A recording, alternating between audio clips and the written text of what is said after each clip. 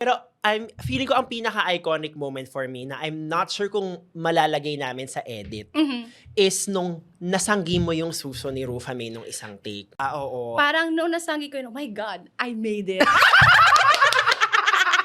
Sino ba naman sa tanang buhay na ito ang nakasanggi sa isang dabuba? Correct. So, ang nangyari po, ang full story is, so nag-take kami, take, Yes. sagot si Joy. Sa sobrang into her performance, galaw siya ng kamay niya, boom!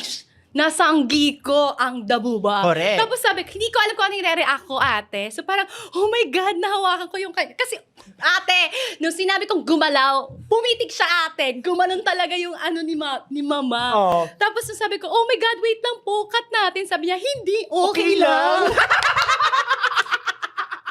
Parang ako, oh my God. Kitang-kita ko yun. As in, tipong, so, okay lang tamaan? Okay pero- lang masanggi? Parang, I mean, at this point, Yes. kung si Rufa May ka na, and you have the grace to know na yung pagkasanggi mo was not intentional, who are we? Pero ang gusto ko lang po mag-sorry kay Ma'am Rufa. Oo. Diba? Pero tinanggap niya naman after. Sabi niya Correct. naman okay lang. So I think that's the only validation I need. Bukod sa nagpapa-makeup siya, nagpapa-nail siya, at magpapa-wax pa daw siya. Oh my God!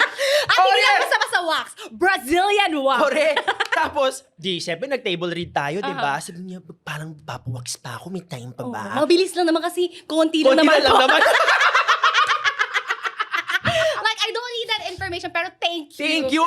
I mean, the fact that we got to experience that and we get to live and tell the tale. Thank you, Miss Rufa May. Yes, maraming salamat for touching us with your presence. Salamat at hindi kanya dinemanda. True. Salamat at pinahawak mo o pinasanggi mo